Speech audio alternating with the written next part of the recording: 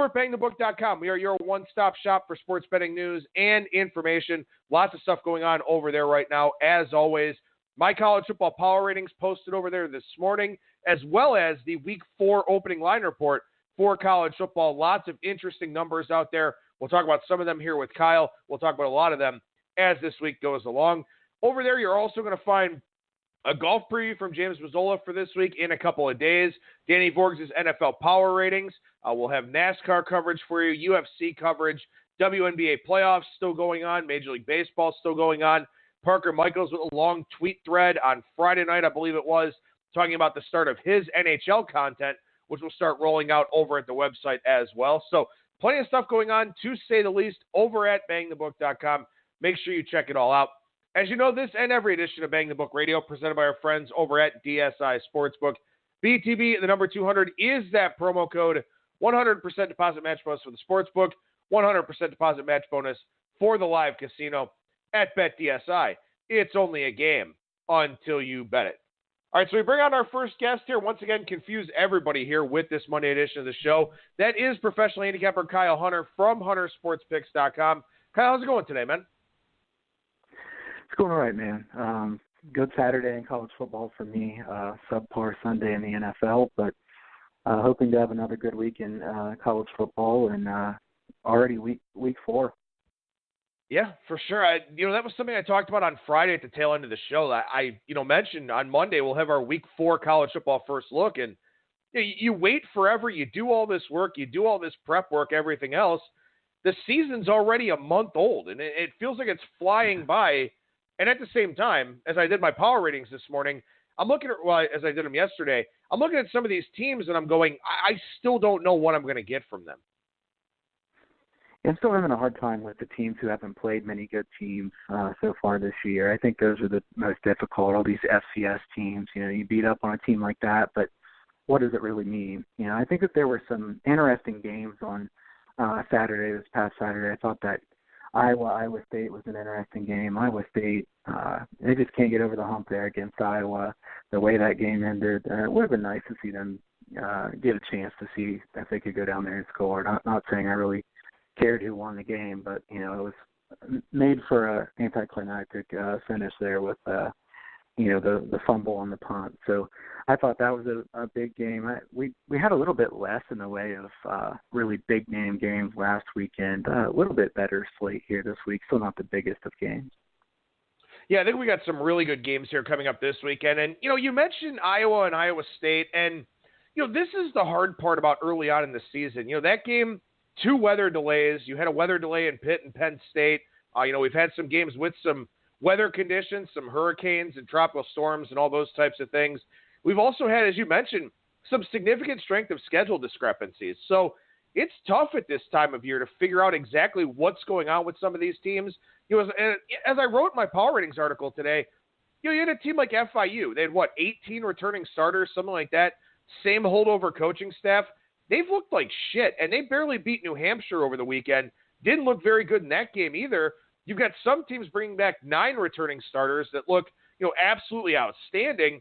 It's tough, man, and we only have 2 or 3 data points and a lot of non-conference games. And this, and maybe, this is something I could ask you about here real quickly.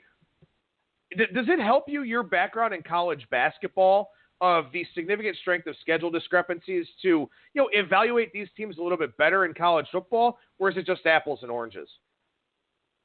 Yeah, I think it helps. I mean, it's not the same thing, obviously, but I think it helps in that you can see some of the fraudulent teams. I think of fraudulent teams. Think back to last year with USF. What were they, 7-0 at one point, I think? I mean, the biggest paper tiger you could ever get. And, that came falling apart quickly. You and I have talked about how Wyoming, I mean, honestly, I'm pretty upset Wyoming played such a close game the other day. I was looking forward to going against them here going forward, but that close game against Idaho hurt the value to go against them. I think that there is definitely some carryover there. It's not exactly the same, but, knowing the college basketball market and how many teams there are out there, and some teams can have some really, really good records early in the year in college basketball, and it means absolutely nothing. So, yeah, I think that does help. One team I wanted to say from this past weekend, and I remember you brought that one up to me early in the week, UCF. UCF was really impressive in that game against Stanford. Now, I think Stanford's pretty bad. I think they're way down from what they have been, but 45-27 doesn't even really say what that game was. It was 38-7 at halftime. UCF shut it down. UCF's a good team. You know, I'm pretty impressed with the new quarterback. Definitely an upgrade from Lynn Bush. So Gabriel, I think, will do a good job there. And even though Stanford is down quite a bit, I thought that was an impressive win. It was a very impressive win. And you know, again, I mean, this is the thing about early on in the season. You know, all these teams are in different spots. You mentioned Wyoming hosting Idaho. They got outgained by 16 yards in that game. They were 4 of 12 passing for 50 yards against Idaho. They may be the worst 3-0 team we've ever seen in college football here. I know they beat Missouri and they played okay in that game, but you know, still they had some turnover fortunes in that one. But UCF, you know, I don't know how to evaluate that win. And I will say this, as I was going through, I think there's some more veiled overreaction this week. Last week, I think it was very prevalent. I think it was very much on display. UCF should not be laying 12 at Pitt. I know Pitt just had a tough game against Penn State. I know that one's going to sting for a while. UCF, you know, I mean, look, this is a team that's very, very good. There's no question about that. But now they go on the road, a Power 5 conference team. Yeah, they've got UConn on deck, so there's really not that much of a worry there. But that one, to me, feels like an overreaction where you had a Stanford team going cross-country with cluster injuries on the offensive line and at the quarterback position, even though they got Costello back. They play Oregon this week in a huge Pac-12 North game, and they just played USC the week before. That was an awful spot for Stanford. So UCF is good. Are they 12 points on the road over Pitt good? You know, I mean, think about it. Penn State last week was a 17-point favorite at home. You flip home field advantage for this UCF-Pitt game now. UCF's 18.5-point favorite at home. Are they better than Penn State? Yeah, maybe. I think so. But still, I think it's a big number here this week. And I think there are some games like that do kind of stand out some. Yeah, I think that is a big number. Surprising it's above 10. You know, I think that's a pretty big number there, above multiple key numbers. So, you know, that's a Pitt team that you could definitely say this is a bad spot for Pitt coming off that loss to Penn State. And, I mean, you and I exchanged some texts about that game that I didn't get to watch that game, but, you know, just the Narduzzi field goal flub up, I mean, that was really something. And then, you know, you have to wonder if that wouldn't affect the players at least somewhat. You know, that having the head coach be at the 1-yard line and say, let's send out the kicker. And I just think that situation in general is not great. But even with all that combined, I am surprised the line's at what it is. Maybe, you know, the way that UCF beat down Stanford, they may be getting quite a bit of credit from that. And I think that there is still going to be some, you know, overreactions in the market, even though we are to week 4. You know, like we talked about, it used to be week 2, and then it was week 3, and it makes you wonder. I don't know. I guess I'm just kind of thinking out loud. Do you think that it will get later and later in the season as we go in future years, or do you think it's going to be week 3? Yeah, that's a good question. I mean, you know, again, like we talked about last week, you know, you get it drilled into your mind, you know, don't overreact to what you see in one game. So now it's become week 3, like you mentioned. And, you know, I think that it's one of those things where certain teams, it's just kind of a multi-week thing. You know, we've talked about this with Brad Powers on the show before. Any FBS team that loses to an FCS team is just immediately discarded. And there's always line value on a team like that. You know, teams that struggle maybe to beat an FCS team, or, you know, teams that, you know, maybe struggle to beat a really poor group of 5 team. And you think about a team like Illinois now, losing to Eastern Michigan at home. How long is that going to be a thing for them? Where, you know, people kind of talk them up because they blew out Akron. Well, Akron's one of the 3 worst teams in college football this year. So that win in week 1 means absolutely nothing now. Then you lose to Eastern Michigan. This week, you know, they take on Nebraska, and that's a line that's growing a little bit. You know, so you get one of these losses in a game that you're not supposed to lose, and all of a sudden, you know, your lines get adjusted for multiple weeks at a time. So it is one of those things that we're definitely going to have to follow here pretty closely as we go throughout the course of the season. But I do want to ask you about this. Had a couple of listener questions today from our good buddy Rich Lamons. We're going to save one of them for next week because it's a little bit more of a nuanced discussion. But speaking of Pat Narduzzi and his awful decision to kick a field goal at the 1-yard line, opt to have to go 84 yards for a touchdown instead, which, spoiler alert, didn't happen. The question from Rich here, would you rather bet on a team with an elite quarterback but poor coaching, or a team with a bottom-tier quarterback and good coaching? And I've done a lot of bitching about coaches here in both college football and the NFL, so I think this is a pretty good question here for Monday. Yeah, I mean, when I read that question, I thought about it for a minute and thought it's an interesting question. When you say elite quarterback, I'm thinking you mean the really, really good quarterback, carry a team. I'll take the elite quarterback here. I think that if you say good coaching with a bad quarterback, if you just said elite coaching, it would have been a little bit more of a question. But I will say I think the quarterback position is so important. You have an elite quarterback. He can usually cover up for those mistakes from a coaching staff. I think I would lean toward the elite quarterback because it's so important. That position is so important. Having said that, it's certainly frustrating seeing the coaching decisions. And I think, you could argue that the answer might be different in one league versus the other versus, college football or NFL. So I kind of wonder what your take is on that, college football wide and NFL. I agree. That was my first thought was, if you've got an elite quarterback in college football, he can cover up a lot for you. And the funny thing about it is that I don't think in college football right now we have any elite quarterback with a bad head coach. I don't think that exists out there. Part of that is because of the recruiting process. And if you're going to have an elite quarterback, he's probably a 4 or 5-star guy, which means you probably have a good coach or at a minimum, very, very strong coordinators. But you do have a lot of poor quarterbacks that get by with good coaching. So in college football, I think I would still take talent above everything else. But, again, obviously, if it's an average quarterback with a good coach, I'm going to give that team a chance more often than not. In the NFL, I think it's really, really challenging because, you do have some elite quarterbacks. You do have some very bad coaches. You've got some very bad quarterbacks. I mean, the throw that Kirk Cousins made, which I'm going to rant about at the tail end of today's show, I don't care what kind of coaching level you have. I mean, that's just a guy that makes bad decisions and isn't very good at the position. You've got some guys like Aaron Rodgers who has overcome bad coaching with Mike McCarthy for quite some time. Now, they do only have the one Super Bowl to show for it, but still, it's one of those things where, I think in the NFL, I don't think that the answer is as well defined as it can be in college football, where talent probably wins out more often than not.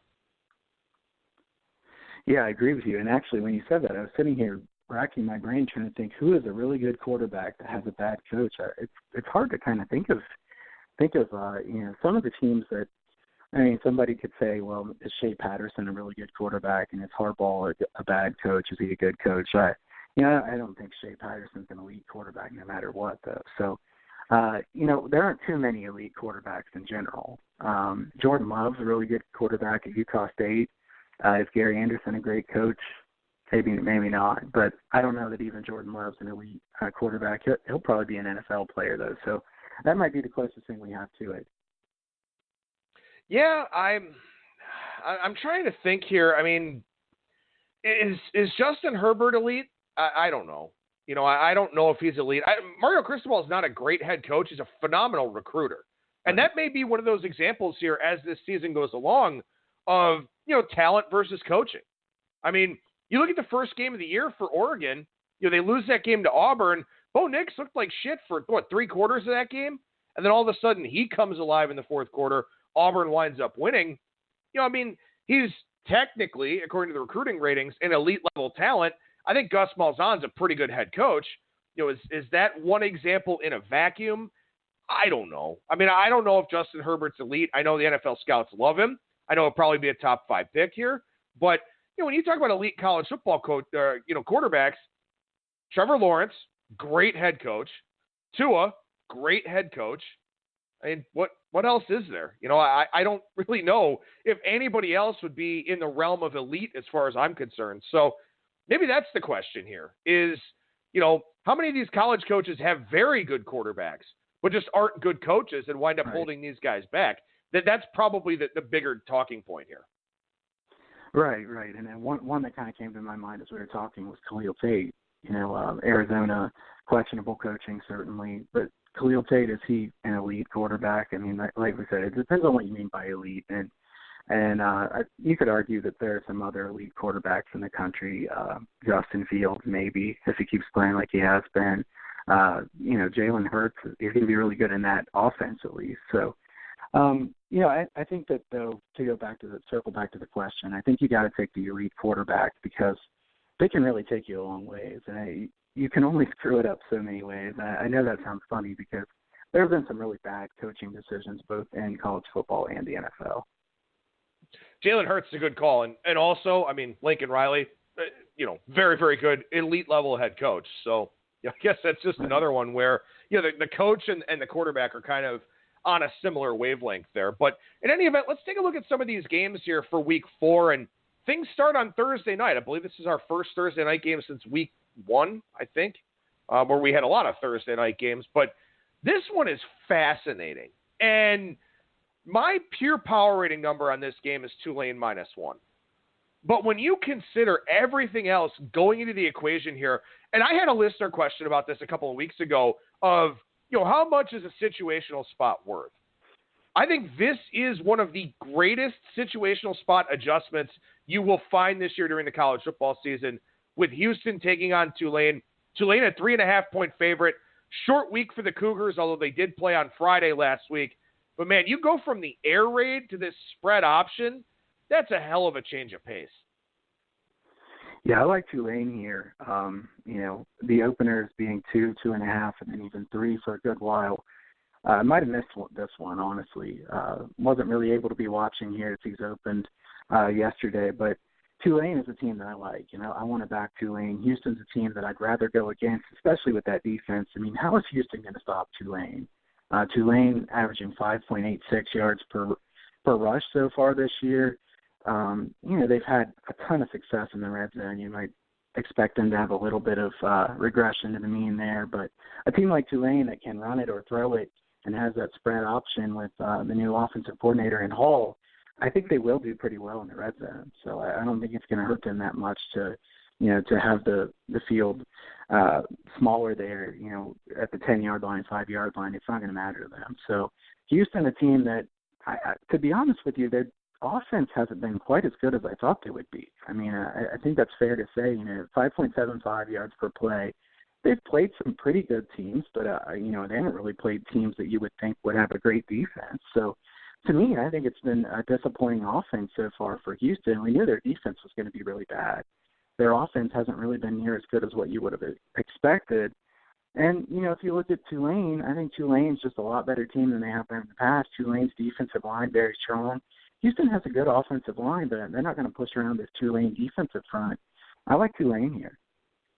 Yeah, I like Tulane in this spot too. And again, this is one of those where I would look to go against my power rating number. And again, that's a pure power rating. And I think when you factor in, last week Tulane played Montana, so they played nobody. I mean, they had essentially a glorified bye, they played Missouri State. Sorry about that. They had a glorified bye basically last week. They played a scrimmage. They got to go out there, go through the motions, work on some of the things that maybe hadn't worked out for them. Whereas Houston, kind of a spotlight game on a Friday night against Washington State, and they competed well in that game. I mean, they did come up on the short end, did wind up covering the number. They competed well in that game. I give them credit for that. Gave up over 400 passing yards, but, that's going to happen when you take on a team like Washington State. But what didn't work for Houston in that game, De'Ara King threw for 128 yards. On the season, De'Ara King, 54.5% completion percentage. Last year, 63.5%. 2017, 64.7%. Maybe he's just not taking to this Dana Holgorsen offense. When you look at Dana Holgorsen, it's always been more of a pocket passer type thing there at West Virginia. De'Ara King's not really that guy. He's a guy that can throw on the run. He's a guy that can improvise, can extend plays. Obviously, he's a very talented rushing quarterback. That's been a big help for them so far this season. But he has not been efficient in the passing game. And this is something I talked about last week with Minnesota, and I did pick up a winner on Georgia Southern. when you play these ball control offenses that are going to move it in chunks like Tulane does, you have to be efficient on offense. And Houston just hasn't been, especially in the passing game. So even though my number is 1, I think these situations really add up to probably about 3 points, with Tulane off a bye, Houston prepping for a completely different offense with a first-year coaching staff, the inefficiency of that offense for Houston so far. Tulane's the side for me. I think this one goes up to 4. 4.5 would not shock me. I think because both of us both like Tulane, again, disappointing not to get the best of the number, but we at least have to get something better than where this closes. Yeah, that was going to be my next question, is I figured that Tulane will probably go to 4 and maybe even higher. So, I would think that if you like Tulane, you probably want to play this one pretty soon. It'd be a pretty big surprise to me to see it back at 3. If it is, it wouldn't be there for very long. I think that that's a good point, what you said there about De'Aaron King not being in the same mold of, Will Greer type or something like Holgorsen had at West Virginia, because they're very different. De'Aaron King's very talented, good runner.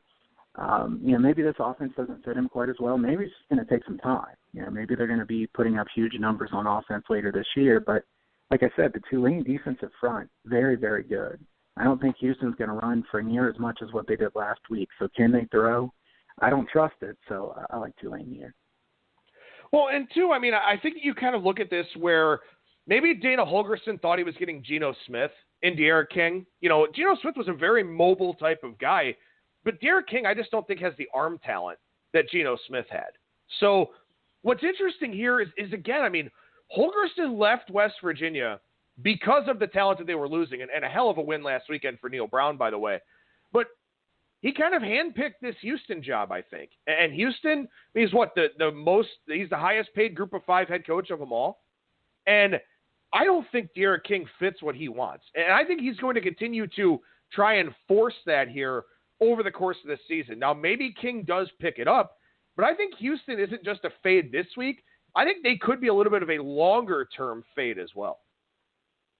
Yeah, I think so too. And if you think about how much Holgorsen's getting paid, you could say that the jury's still out a little bit as to whether he's, that good of a coach. Is he as good as what he's getting paid at right there at Houston? I think we'll see, I think he'll recruit well. Will he be able to have a good enough defense to win championships there? I'm not sure. I think that he's a good coach, not a great coach. And, I think that De'Aaron King could be maximized a little bit better than he has so far. So let's see if it ends up happening. Well, then that's the big question, right? King has scrambled around quite a bit, whether that's because of the offensive line or not. I haven't watched enough Houston games to know that for sure. But that's the thing, too. Holgorsen, when you've got a guy like De'Aaron King, who accounted for, 50 touchdowns last year or whatever the hell it was, you got to mold your offense to a guy like that.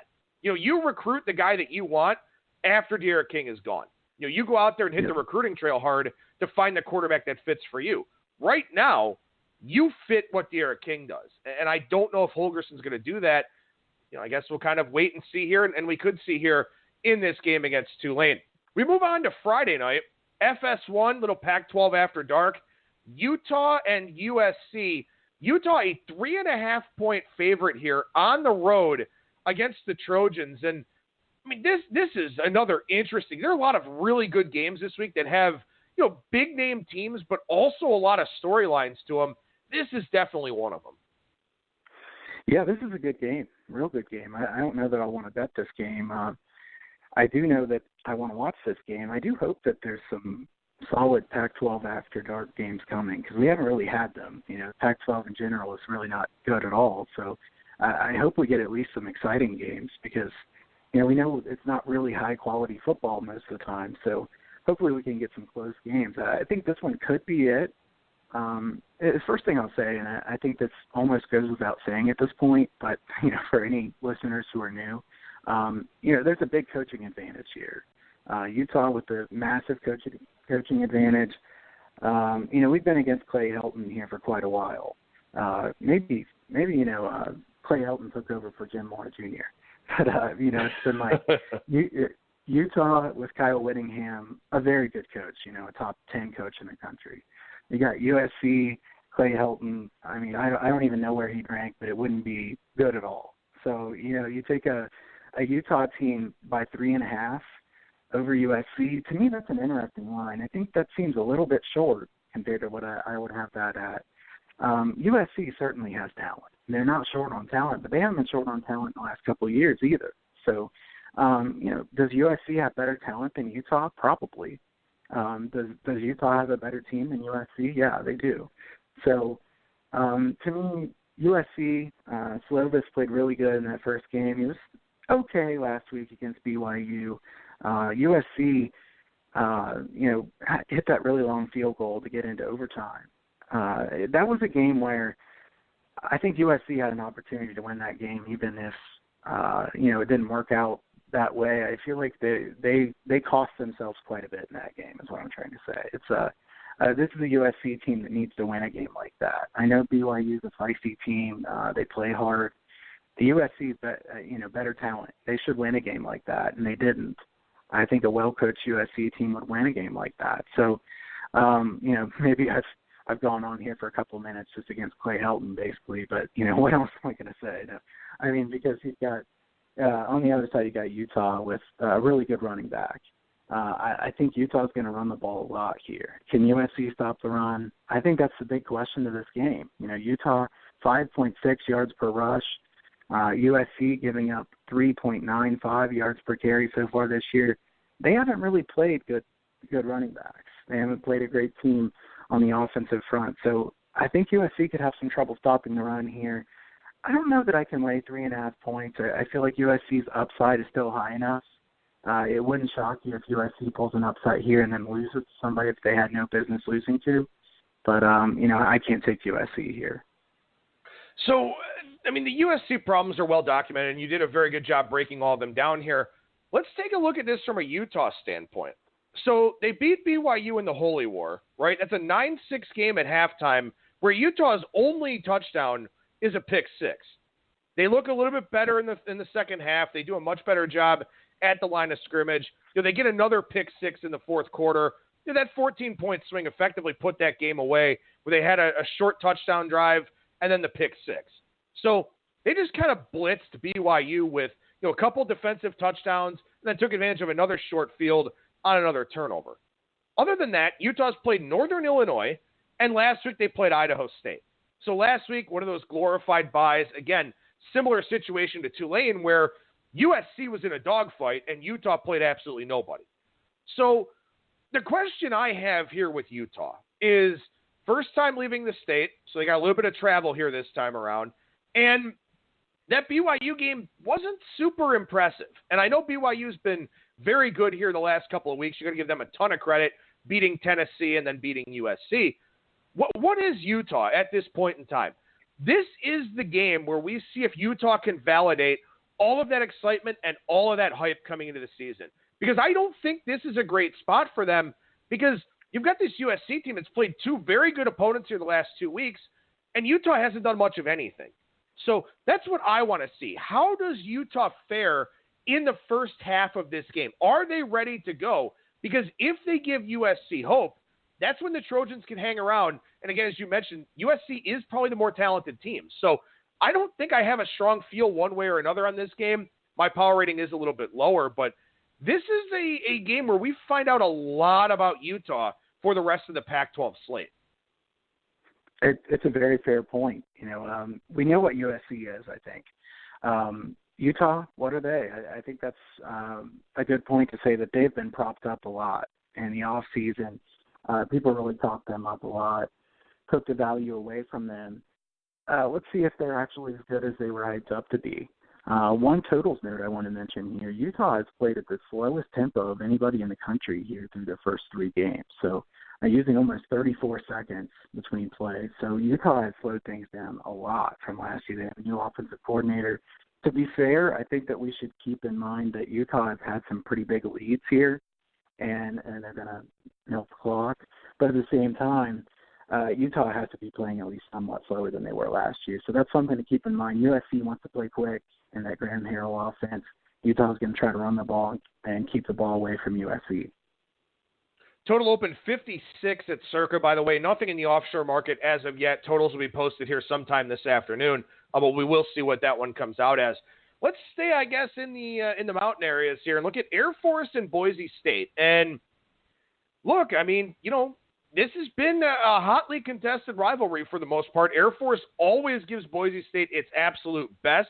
These two teams have had quite a history here over the last few years.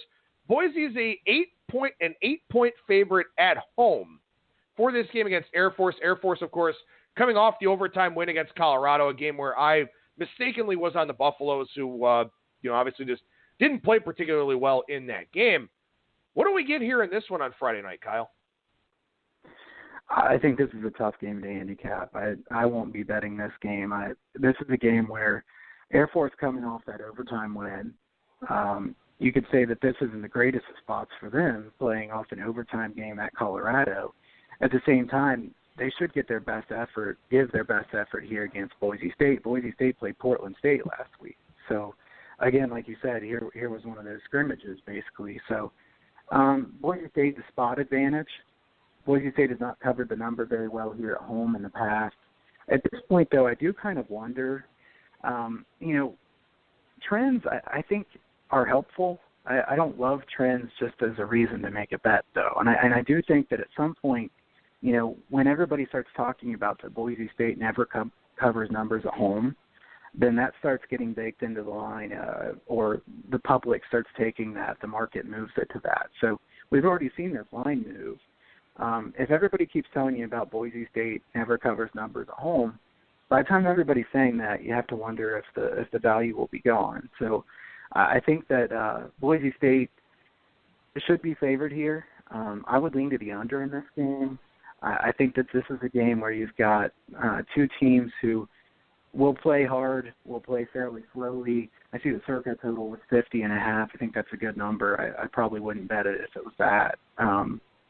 In fact, I figured the number would be a little bit higher. So I would want to play the under. I don't know if there's going to be any value on the under. I think Boise State's a better team than Air Force. Boise State's defensive front should be able to stop the run pretty well. I kind of wonder if Air Force can do enough on offense to keep up here. Slight lean to Boise State if I had to pick, but I don't love this game.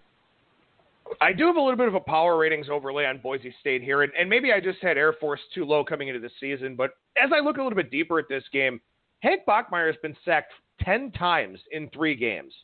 Sacked 3 times last week by Portland State, couple against Marshall, 5 against Florida State, which, first start on the road, so on and so forth. I get it. But still, 5 sacks the last 2 weeks with Portland State and Marshall. Not, particularly efficient. Decent completion percentages. He's thrown a pick in every game. Only 4 touchdown passes. This is another one of those spots where, again, your pure power rating may say one thing, but low total game, option team, so a limited number of possessions. So that pulls my number down a little bit. Again, I post my pure power rating, start factoring in situational elements and all that as we go throughout the week here. Probably pulls it down, I would say, 210 or somewhere around there, 10 or 9, something like that, with the low total, with the limited number of possessions. And that's the worry here for Boise State. Will they maximize every time they have the football? Whether they give the defense a break, flip the field, score points, they've got to do any of those 3 things here. And that's the worry that I have for them with the freshman quarterback who's still learning the position. So that's kind of the thing that I'm looking at here, where I do have a power ratings overlay, but I think it's a hard game to take based on those different factors. Yeah, I mean, where do you think this line will close? I mean, you think 8 is about what it'll be, or do you think it goes down anymore? Yeah, that's a good question. I mean, it's come down from 9.5, so we haven't crossed anything key. Closing 7.5 kind of makes sense. I mean, again, these are 2 teams that wind up playing some pretty close games usually. Boise State has had issues with Air Force, so I think that maybe 7.5 is probably the right spot for this one. Yeah, I think so too. I think 7 would be too low, and everybody take Boise State if it gets to 7. So 7.5, 8 probably likely the close here in this one. And I think this is a good game to learn about both of these teams, even if you don't bet it. Now, something that is interesting here, I will say this. Boise's won the last 2. Air Force won the previous 3.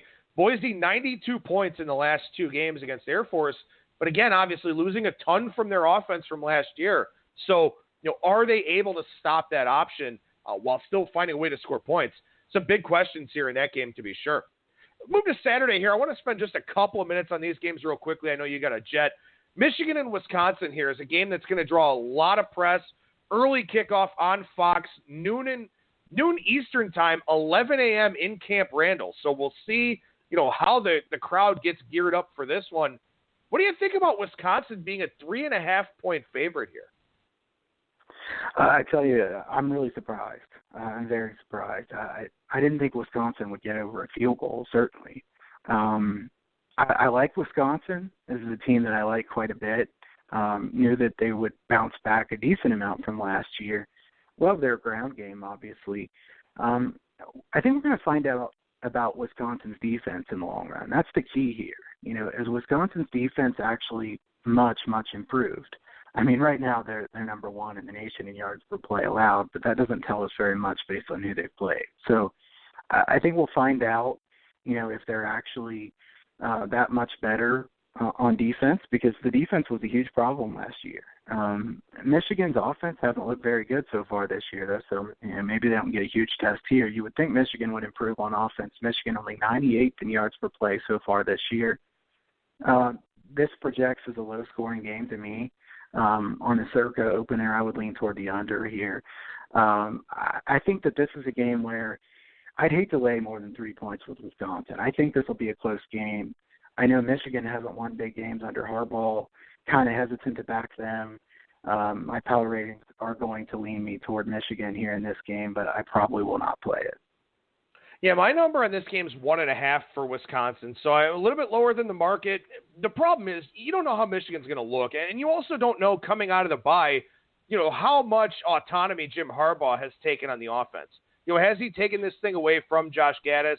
We haven't heard too much about that as of yet. Does he stay committed to him? I don't know what's going to be the offensive situation here for Michigan. One thing I can tell you, though, the Gold Nugget Game of the Year lines, and I don't know where it moved. I can tell you where it opened, was Michigan -5 on the road. Now Wisconsin -3.5. That feels like an overreaction to me. I understand the hesitance in backing Michigan, but I agree with you. From a pure power rating standpoint, the road team is probably the play here. I just don't think I'm going to get involved. Yep, I agree. That's a big move. That's a really big move for this amount of time. There's no way I could lay the points with Wisconsin. Do I think Wisconsin could be favored here by 1 or 1.5, like what you said? Yeah, that would make some sense to me. 3.5, a different ball game, though. And I think there's a decent chance that this game could be very close, so I don't want to lay 3.5. At the same time, do I trust Michigan? Not that much. I think Michigan still has a high upside, and I don't want to just throw them completely out at this point. We're pretty early in the season to say Michigan's just not going to be any good. So, maybe Michigan will get it together. This is a good game for them to try to do it. I think that this is one I'll watch from the sidelines, or I will play the under. So I'll ask you the same thing you asked me about the previous game. Where does this line close? Because, again, it's a big overreaction from the summer, and I think a lot of people are going to have numbers 3 or under on Michigan. So where do you think this closes? Yeah. I would guess 3. I think 3.5 would probably be the top here. I know the sentiment is not very favorable for Michigan right now based on what they've done so far this year and what they've done in the big games under Harbaugh. But, I think there's going to be too many people with those power ratings saying pick 'em or Wisconsin -1 or maybe even Michigan favored by 1 in some people's power ratings. It's hard for me to believe this number would stay at 3.5. I think 3 is a fair number. All right, then one more game to touch on here. This is one that you mentioned specifically, so I do want to hit on it. Oklahoma State and Texas, where you've got Texas down to as low as a 4.5-point favorite at Bookmaker, 5 out there at other places in the market. And you and I were both scratching our heads about this line move here this morning. Yeah, the thing that I like most in this game is the over. Now, I know the number's going to be high. We're probably going to get a number in the 70s.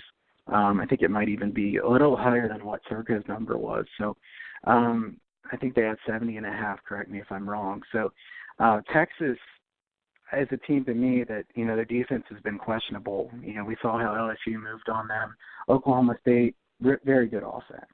I think they're going to score a lot of points this year. I really like their offensive coordinator hires we've talked about in the past in Gleason. So to me, Oklahoma State's going to score points here, but Oklahoma State's defense is very weak. They're not good at all. This one surprises me a lot because going into the week, I remember seeing that this game was on the schedule, and I thought, man, I hope I get a chance to play Oklahoma State. And then I'm looking at the line today, I'm like, wow, definitely no chance to play Oklahoma State. It's pretty surprising, honestly. This is one where Oklahoma State hasn't played a great schedule so far this year. I mean, they've looked pretty good. I would say last week they were fortunate to cover. That looked like one of the bad beats there at the end for Oklahoma State covering that game. But, you've got an Oklahoma State team that I'm pretty high on. I like Oklahoma State. I still think this number is too small. So, in general, I want to go against Texas. This number makes me sit on the sideline. I don't like backing Texas as a favorite. You can look back. Tom Herman has some pretty bad numbers as a favorite. He's been very good as an underdog, ATS, not good as a favorite. I like Gundy. I would like to back Oklahoma State, but I can't at this price. I'm just priced out. I'm going to take Texas here. I'm just going to be outright up front about it. I mean, look, Texas had 530 yards against LSU in the only game that they lost. Oklahoma State's played Oregon State, McNeese State, and Tulsa.